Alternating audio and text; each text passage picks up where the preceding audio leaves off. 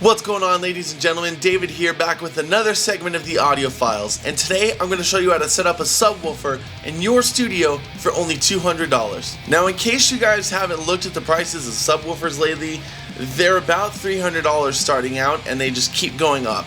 And the reason they're so expensive is because the equalizer, which is the piece of equipment needed to split the signal to even allow a subwoofer, is built into the sub itself, so it's all sold as one convenient package.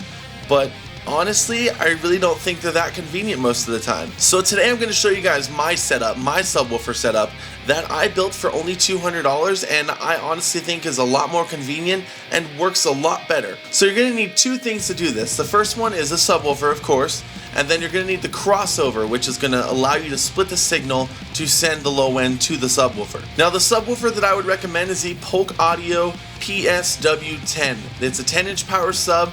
It's currently $100, and the reason I recommend this one is because that's the exact sub I'm using right now.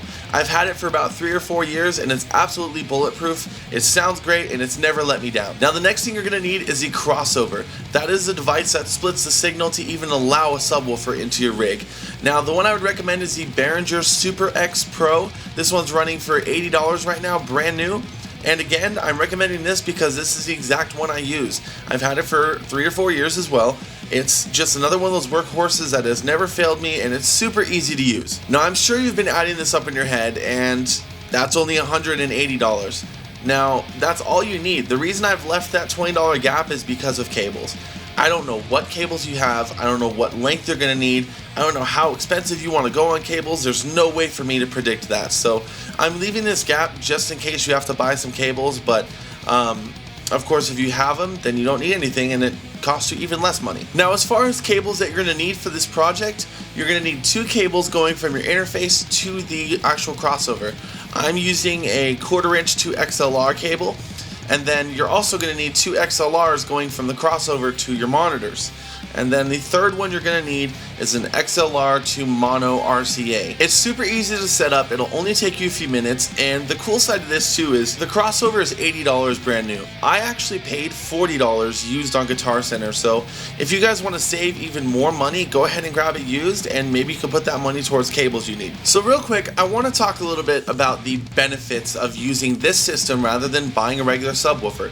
And the biggest one for me is convenience. Let me show you exactly what I'm talking about. So having a setup like this is really convenient because it puts all the settings that you would need right at your fingertips. So you can control what frequencies your monitors are operating at. You can control what frequencies your subwoofer is operating at.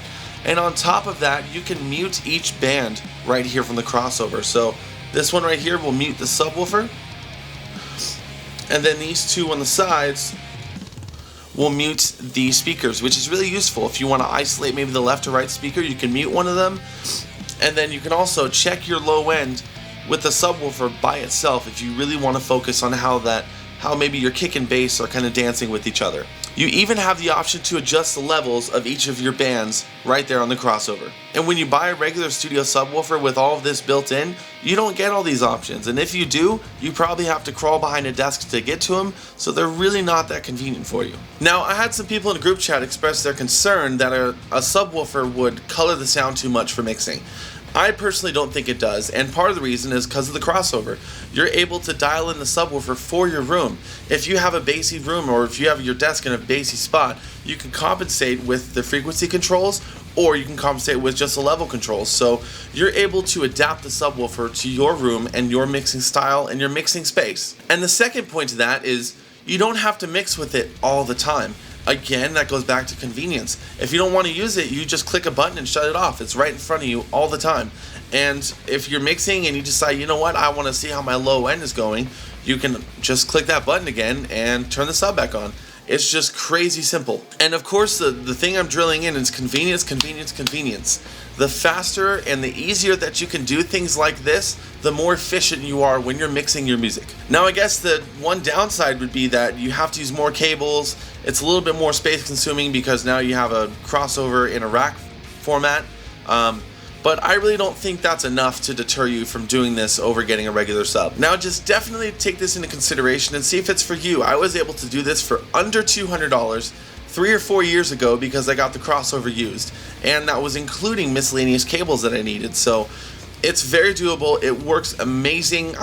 Like I said, I've been using it for 3 or 4 years and it's still going strong today. Even if it wasn't, oh shit, my sub broke. Buy a new sub and plug it in. It just makes it so much easier. So guys, thank you so much for watching. I really appreciate it. If you guys end up trying this for yourself, please let me know down in the comments. I'm really curious to see how many people do this and how many people enjoy it. So as always, do not forget to like and subscribe. There's new videos every single week and you don't want to miss any content. And once again, thank you so much for watching. My name is David and I'll see you next time.